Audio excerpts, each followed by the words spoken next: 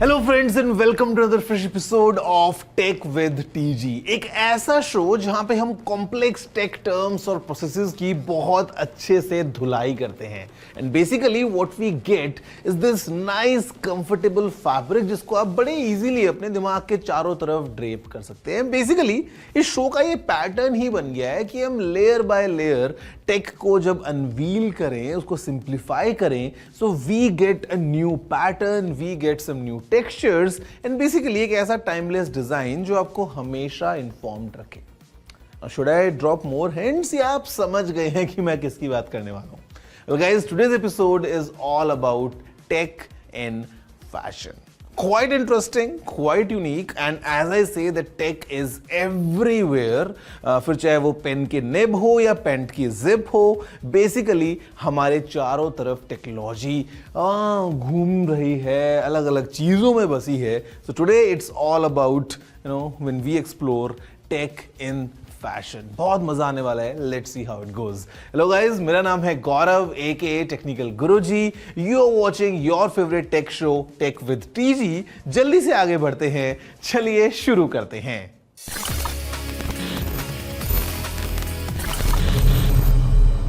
Friends, अगर आपको याद हो तो बेसिकली अपने एग्रीटेक वाले एपिसोड में मैंने आपसे कहा था that the entire fight, the entire struggle is just for three essential things: roti, kapda and makan. And today it's time to address the kapda.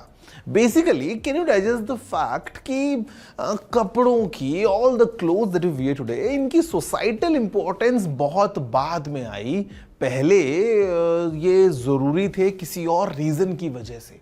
Well, the simple example is just try going into a room, set your AC to as low as possible, just try wearing a very thin shirt and see कि how your body reacts within like 15-20 minutes. आपको चाहिए होगा एक blanket to feel comfortable. Now just imagine कि आज से हजारों लाखों साल पहले while we were evolving as a species, जब extreme temperatures थे उस टाइम पे, how would we react? Basically we wanted something to just cover ourselves up. उस टाइम पे हमको ये परवाह नहीं थी कि कोई क्या सोचेगा या आज कौन सा कलर पहनना है. The essential requirement of clothing or just something to cover us up was basic survival thing. And वहां से इवॉल्व होते होते today if you see we have come a real long way. मतलब I'll give you one more fact कि अगर हम बात करते हैं about the remains of humans and animals in extreme cold areas, basically we have found both of them there. मतलब ऐसी ठंडी जगहें एक टाइम पे जब धरती पे हुआ करती थी, basically humans were also there, animals were also there. Now animals, as you see, they have evolved like crazy और environment की वजह से उनमें काफ़ी changes भी हुए हैं. Think of polar bears, जिनका natural habitat आज अगर इतना ठंडा environment है, it has become over time. Basically they developed the skills to be compatible with that environment. We humans on other side, हमारे पास में हमारा shelter था, we had our clothings, and शायद इसी वजह से we fought in some different direction. Now we can say maybe we didn't evolve as much. Now guys, we have evolved a lot. हमारे brains काफी ज़्यादा evolve हो गए and basically we have evolved into this super species, but clothing का एक बहुत important role रहा है for us to survive all this long on our planet Earth. So basically हम आगे बढ़ेंगे, थोड़ा सा और डिटेल में डिस्कस करेंगे about how this कपड़ा has changed over the years. हम इनफैक्ट एक्सपर्ट से बात भी करेंगे कि कैसे अभी टेक फैशन के साथ ब्लेंड होके हम देख रहे हैं अलग अलग तरीके से टेक को यूज कर रहे हैं in field of fashion. But उससे पहले let's just take a quick recap about this brief history.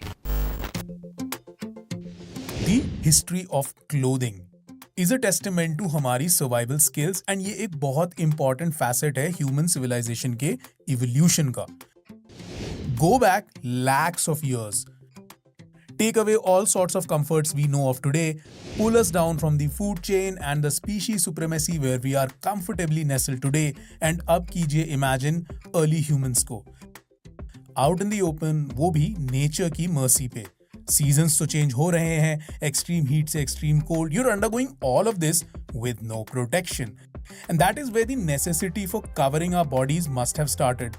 Also as a means to protect from threats like insects. Mosquito से बचने के लिए हम आज भी एक्स्ट्रा लेयर्स पहनते हैं. Early humans used animal skins and vegetation to cover themselves up. This was very basic and very rudimentary and just to protect from the elements.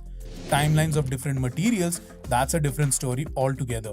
According to the International World Textile Organization, humans have been washing, weaving and wearing wool since 10,000 BC. Talking of silk, silk China से आया है and according to popular Chinese legends, Empress Zi Lingqi dropped a silkworm cocoon in her teacup by accident and उन्होंने देखा कि उस गरम liquid में गिरने की वजह से सिल्क का फाइबर लूज हो गया and it could be extracted. Next major entry इस स्टोरी में है लूम की, जिसे हमें मिली the ability to turn threads into cloth. The earliest looms date back from the 5th millennium BC and ये अपने टाइम के लिए बड़ा ही जीनियस डिवाइस था. And the fundamental operation remained unchanged for centuries. Next, we'll have to come to 1785 when Edmund Cartwright invented the power loom. ये industrial revolution के दौरान हुई सबसे सिग्निफिकेंट इन्वेंशंस में से एक है. इसकी वजह से टेक्सटाइल्स का मास प्रोडक्शन शुरू हो पाया and this made manufacturing clothes a factory based process. Also costs नीचे आ गए and gradually as science started making strides in development, more and more fibers started getting developed. These include nylon से लेकर polyester तक, elastic से लेकर spandex तक, and even military grade protection देने वाला Kevlar. Well friends, it's time now for a छोटा सा ब्रेक. और ब्रेक इतना छोटा कि शायद आप उसमें अपनी टी शर्ट को भी फोल्ड करके अपनी वार्डरोब में अरेंज ना कर पाएं. बट ब्रेक के बाद we'll dive deep and we'll discuss with experts to understand how fashion and tech is blending all together. See you all right after this short break.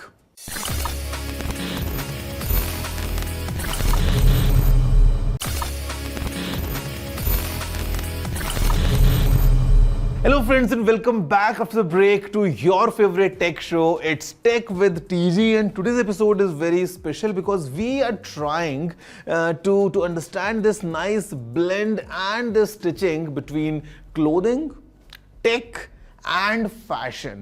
तो अभी हम बात करने वाले हैं with some experts who know better about this blend and let's see what we get to know about tech and fashion put together. बहुत मजा आने वाला है.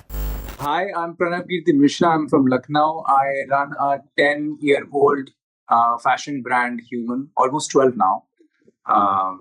Started in 2012. It's a ready-to-wear brand based out of New Delhi in India.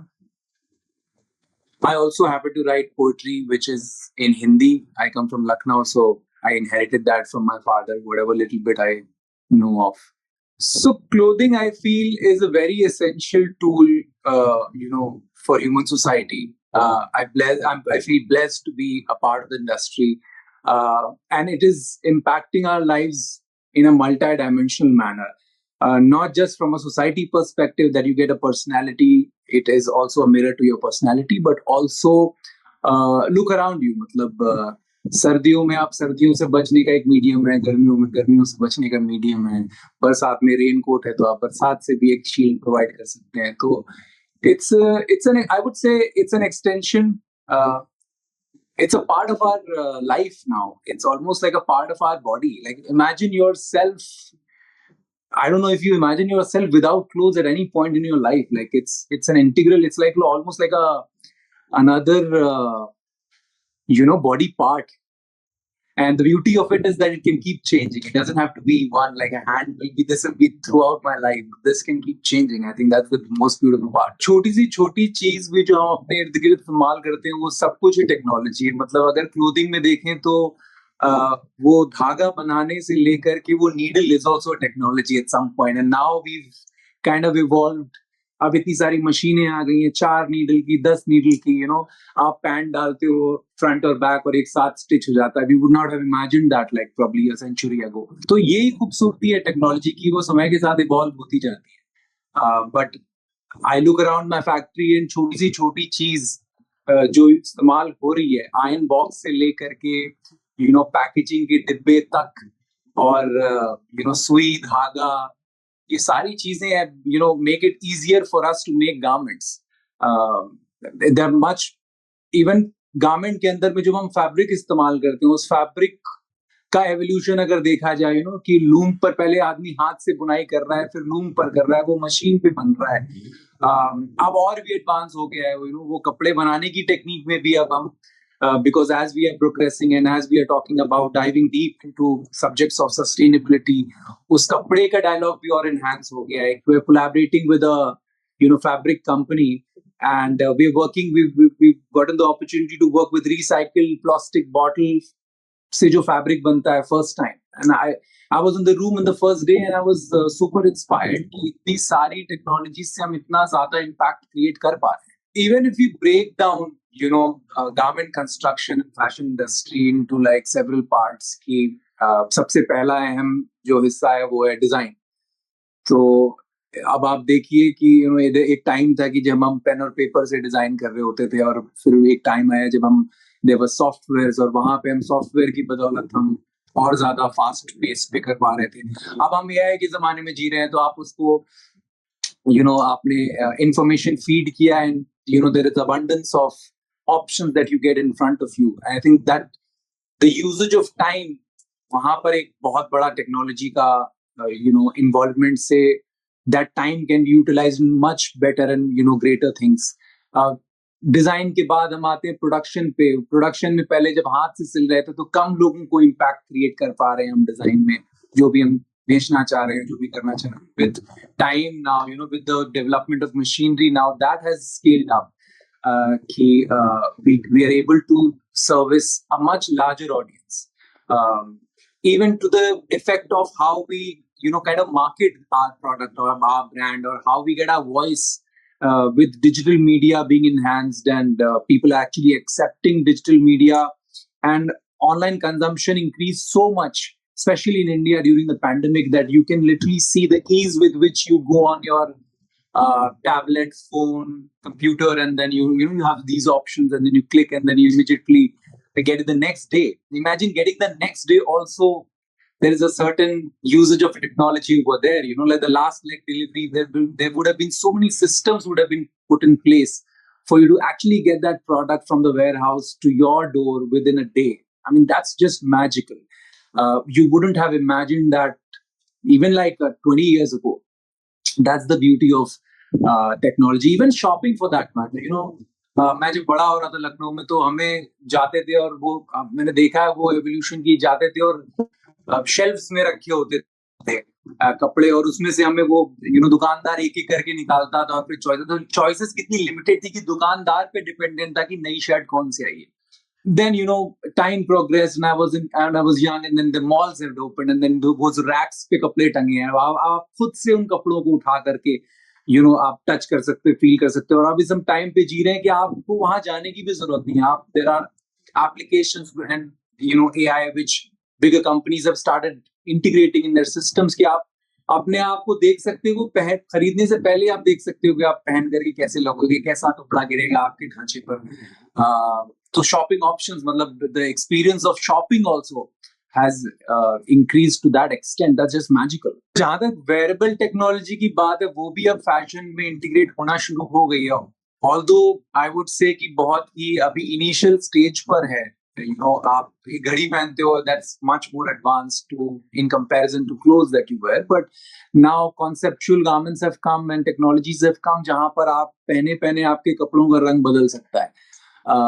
That is just beautiful. I just want to, even me as an enthusiast, want to see कि भाई 10 साल के अंदर वो टेक्नोलॉजी कहाँ तक जा सकती है. कपड़े से लेकर के क्या हम ग्राफिक्स पर भी काम कर सकते हैं, क्या हम कपड़ों के शेप को भी कन्वर्ट कर सकते हैं. And I'm sure we're not far away from that future. All around us with the over consumption, it's too much to actually expect sustainability out of that. But I think the thinking and mentality and approach is what we are as a community encouraging and should be mindful of, कि हमारी approach life के प्रति और fashion के प्रति sustainable हो, कि हमारा जो फुटप्रिंट है, हमने किसी भी चीज के ऊपर कुछ भी करा,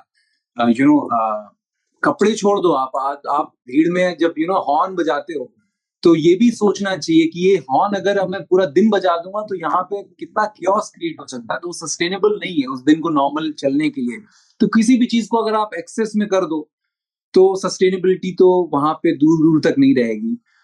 बट किसी भी चीज को अगर हम ऊपर ऊपर तक टच करते हैं, जहां तक कई हद तक मुझे लगता है कि it's a very boutique concept और वो आम आदमी तक पहुंचाने की बहुत ज्यादा जरूरत है कि उसको अगर हमने ऊपर ऊपर तक एक प्रिविलेज पॉइंट ऑफ व्यू से देख लिया कि भैया सस्टेनेबिलिटी है, 4 कपड़े कम खरीदेंगे तो बेटर हो जाएगी चीजें, तो ऐसा भी नहीं है। बिकॉज इंडिया बांग्लादेश जिस सोसाइटी में हम बिलोंग करते हैं और जहाँ पे आपके दशकों से वेस्ट का प्रोडक्शन चलता आ रहा है, उनकी रोजी रोटी पे बात चली आएगी, तो उनकी रोजी रोटी भी ज्यादा उतनी ही अहमियत रखती है कि वो भी जो कपड़े बना रहे हैं वो भी अपनी लाइफ को सस्टेन कर पाए। तो I think the conversation which we need to have और which I am more inclined towards is कि हमारी चॉइसेस बेटर हो। सबसे सिंपल यूजेज केस तो यही है कि प्लास्टिक का कंजम्पशन कम, लाइफ में भी, कपड़ों में भी, और अगर हो भी रहा है तो उसको रिसाइकिल करके हम उसको बेटर यूज केस बनाए कि वो कूड़े की तरह पड़ा ना रहे। दूसरी चीज ये है कि ज्यादा से ज्यादा जितनी रैपिडली टेक्नोलॉजी एडवांस हो रही है उतनी ही ज्यादा खूबसूरती के साथ महंगाई हैंडक्राफ्टेड चीजों की भी बढ़ रही है, और एक समय आएगा, ज्यादा दूर नहीं है, जहां हाथ से बनी हुई चीजें जो भी टेक्नोलॉजी का ही एक हिस्सा है वो इतनी ज्यादा स्काई रॉकेट हो चुकी होगी प्राइसेस में कि आपके लिए उसको खरीदना ही मुश्किल हो जाएगा, क्योंकि वो कुछ परिवार ही नहीं बचेंगे जो बनाएंगे। तो आई थिंक एक टाइम ये है कि हम ऐसे चीजों को खरीदें, ऐसी चीजों में इन्वेस्ट करें कि हम भी अच्छे लगें और जो हमारे इर्द गिर्द जो मोहल्ले हैं वो सस्टेन भी कर पाए, उनके परिवार भी चल पाए। तो मशीनों पे थोड़ा सा कम निर्भर भी करें, which India has been a big propagator for many years than we can think of right now. I think India largely has been a sustainable nation to a certain extent. मुझे हमारी कल्चर में ही है कि sustainability क्या है कि आपकी दादी ने जो शॉल खरीदा उसको फेंका नहीं, आपकी मम्मी को दिया, फिर उन्होंने अपनी बेटी को दिया, so on and so forth. That's sustainable. एक प्रोडक्ट को आप 3 पीढ़ियां 4 पीढ़ियां चल के आ रही हैं, दैट्स एन इंडियन कॉन्सेप्ट। मतलब पानी की बोतल हम कांच में रख करके फ्रिज में स्टोर करते हैं, that's sustainable, right? The concept of wastage largely came from faster consumption, bottle खरीदी फेंका। तो I think we just need to go back to our roots. तो मैं तो कभी भी प्रोपेगेट नहीं करता हूँ कि कम खरीदो। I don't think that's the right option. Being an Indian, I would do disservice to my own people. I would say buy more Indian. I mean, we're at a time which is, we're at such a great intersection of times जहाँ पर हमने, especially I was born 84, तो मैंने जितना evolution देखा है चीजों का हर aspect of life में, I'm turning 40 this year. We're at such a beautiful time कि the scope of development with the help of technology, with the help of AI, is immense.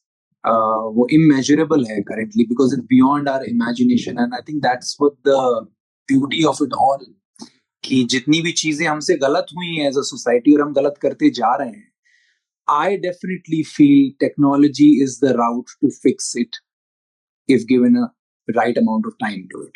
So friends, that's all from this week's episode, and basically मैं आपसे request करता हूँ that next time whenever you look at anything, could be a cricket bat, could be your wristwatch, could be your shirt, anything, just try looking at it from a different perspective और आप सोचना एक बार that कैसे tech की मदद से इस field में इवोल्यूशन हुआ है, and I am telling you it is everywhere. So just try looking at things from a different perspective. If you have anything to say, you know the address, it's tg@ndtv.com. Drop in all your questions, all your queries, all your suggestions, all your feedback.